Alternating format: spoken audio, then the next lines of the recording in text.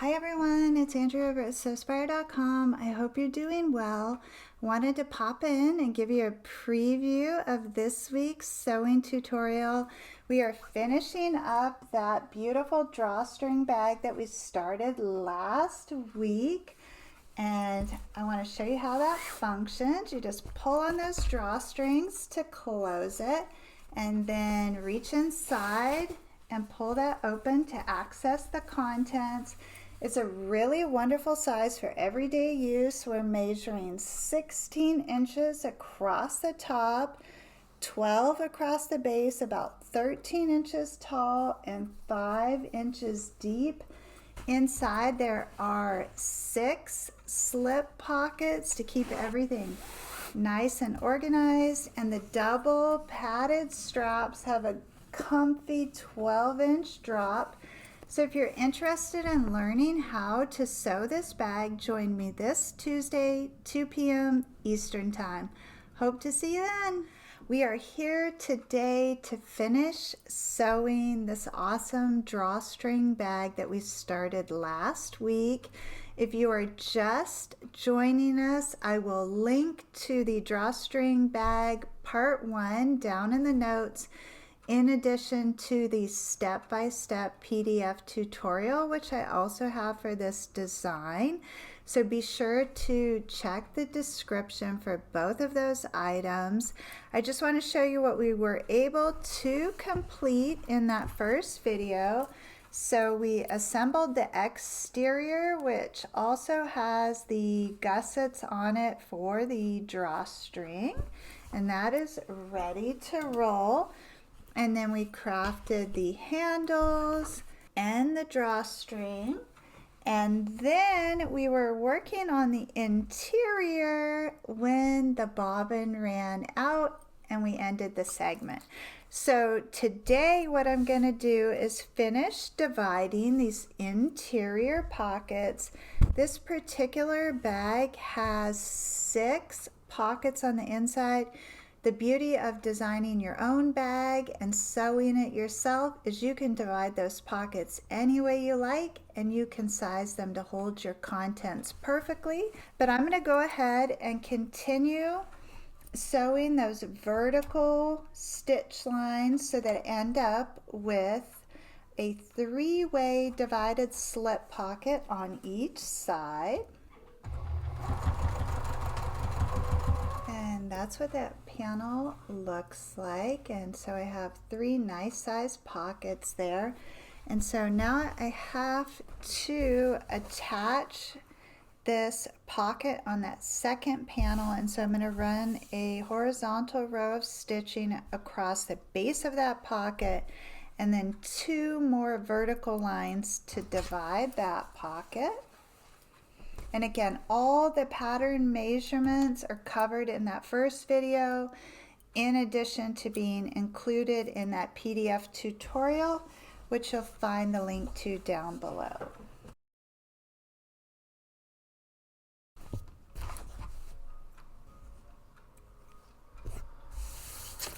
Okay, so I have my interior pocket panels all prepped.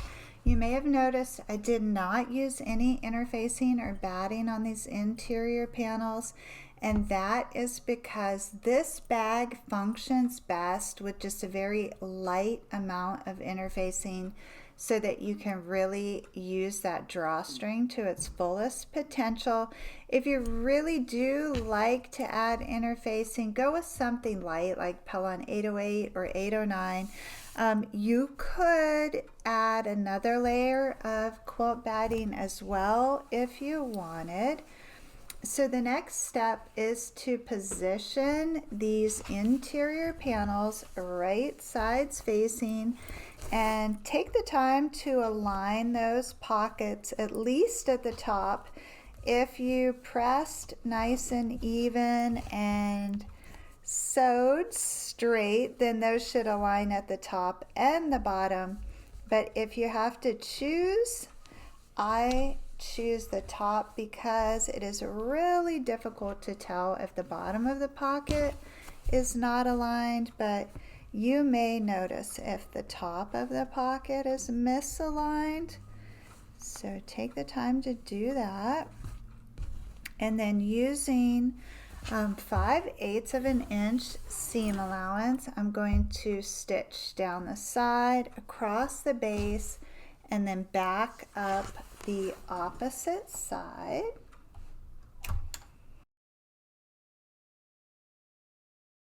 And so I've made it around all 3 sides. Now I am going to go ahead and trim up that seam allowance to 1/4 inch. Then go ahead and remove all of the pins that you might have had in place. And then what we want to do now is fashion those fat or notched corners. And so I'm going to reach inside here and align the base seam with the side seam to form a triangle there. And I do believe that exterior was 5 inches deep, but I'm just going to double check here real quick. Yep, so I'm going to measure across that 5 inches, and I just use a Sharpie marker to mark that, and then that's what is going to give the bag its depth. And so I'm just going to stitch right across there.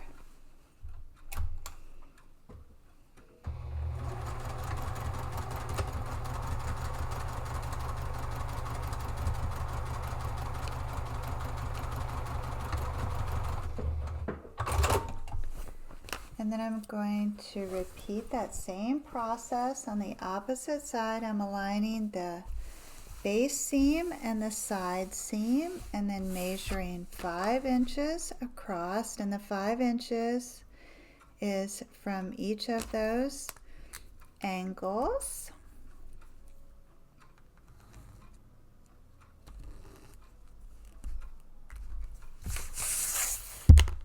And then I'll stitch right across there.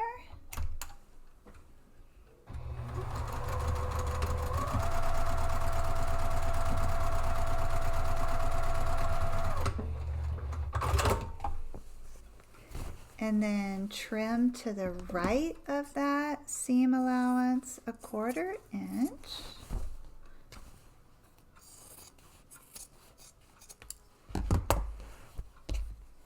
And now the interior is complete. And so you're going to take that top edge and fold it over about 1 inch. And if you did not use any interfacing or batting, you should be able to finger press that. If you have interfacing, go ahead and press that at the iron. So then you're going to insert your interior inside of your exterior, and since there are pockets on both sides of that interior, there's not really a front or a back to this bag.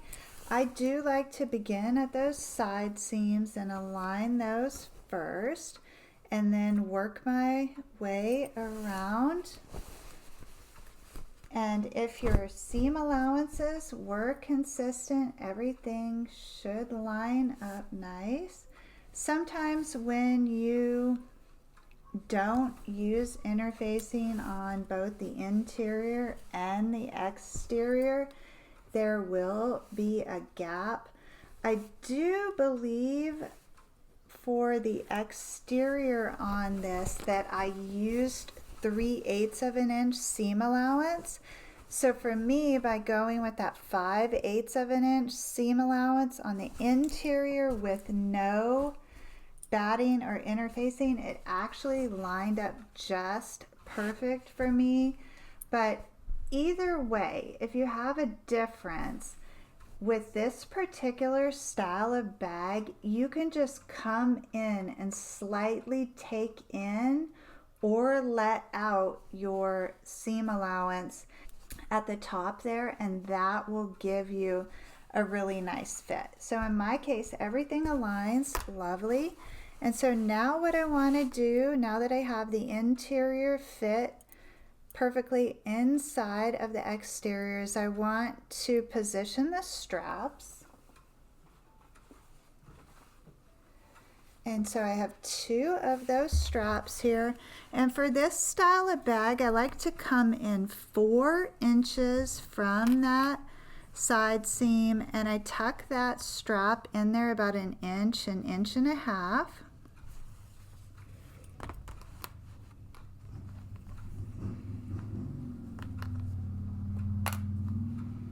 And then just turn that over and align the straps on the opposite side.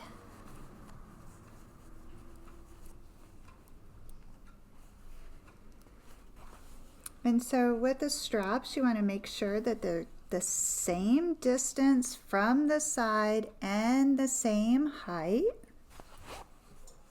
And you can see this is a great size for everyday use.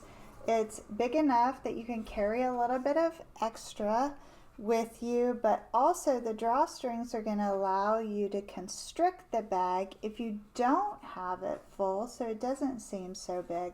I would describe it as the perfect everyday tote, but the drawstring adds that fun little flair that's awesome for summertime. So anyways, the next step in the process is to put this up on the machine deck and sew all the way around the perimeter. Take care to reinforce those handles with a back stitch, and if you think that you're going to carry a heavy load in this, like let's say you're going to use it for books or something like that, go back in and add a second row of stitching about 1/4 inch down from that first row, just to reinforce those handles well. And when I do the top stitching on this bag, I start at a side seam and I align the right hand edge of that foot with the top of the bag, and I just go nice and slow and make sure nothing is shifting.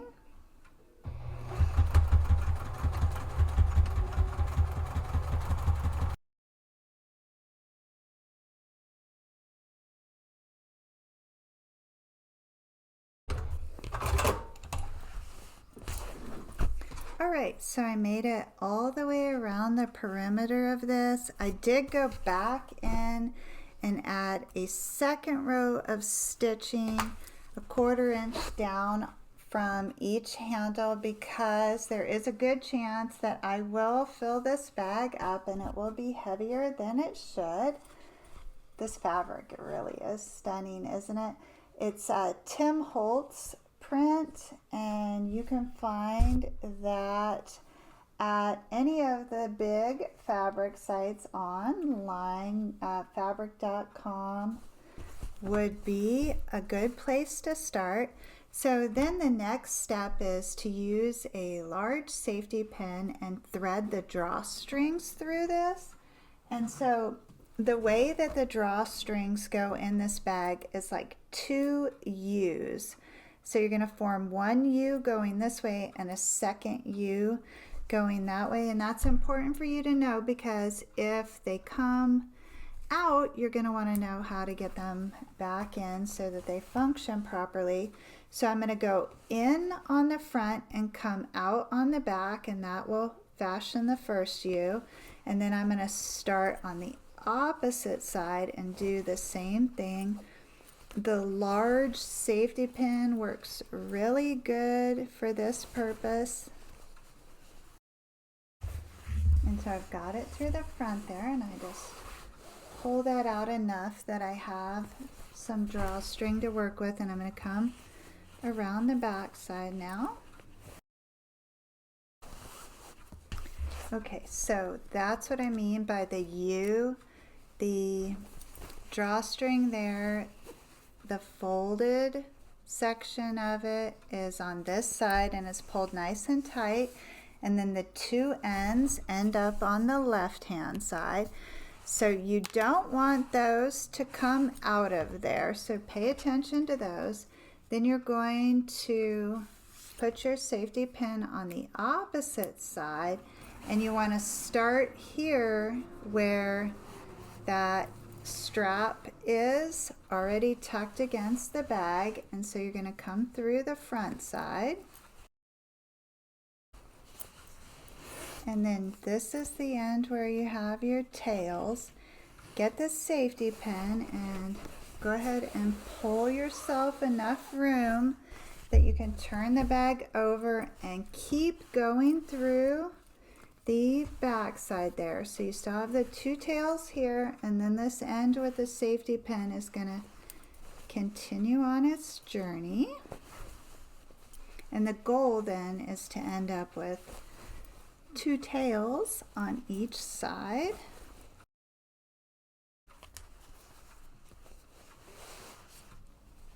And then when you pull on those two tails, that's how you will cinch up the bag.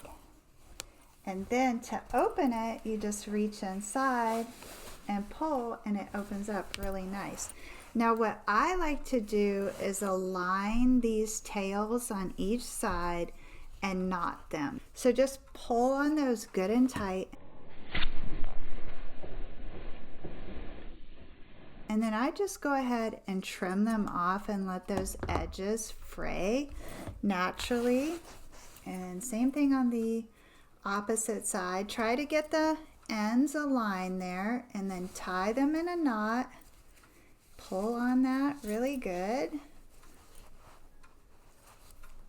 And then trim it off. And that will ensure that you're not going to accidentally untie those. So here's what it looks like when it's fully expanded. And then contracted.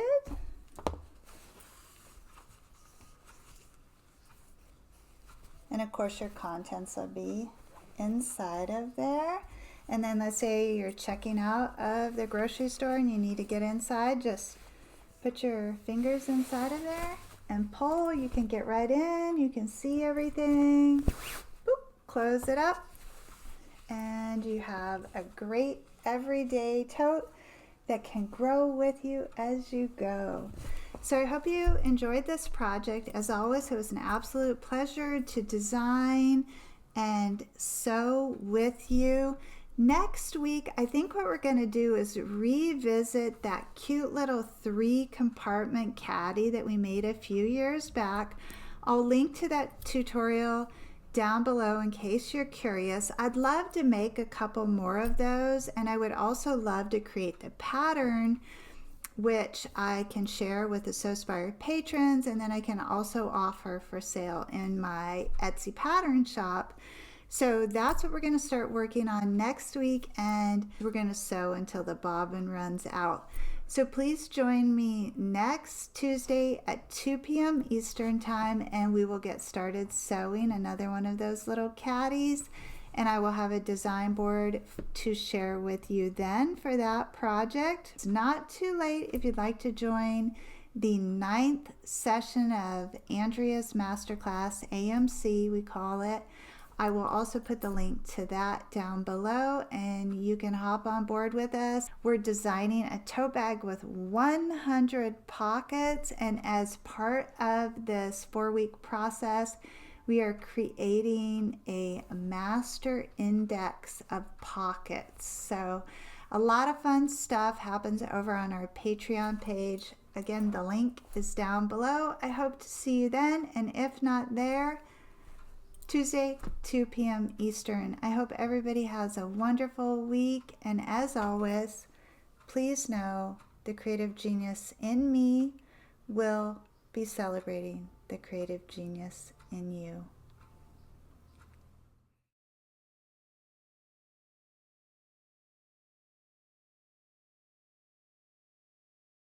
Hi, I'm Marissa, and I'm a podcaster. Marissa and I have teamed up to build a virtual business community. We would love to have you join us for our inaugural course, in which we will share the 5 things you need to know before you launch your podcast or YouTube channel. The first thing you need to know is your why is your fuel. The second thing you need to know is relationships are opportunities. And the third thing is value and vision go hand in hand. The fourth thing is action happens after awareness. And last but not least, details are customer magnets.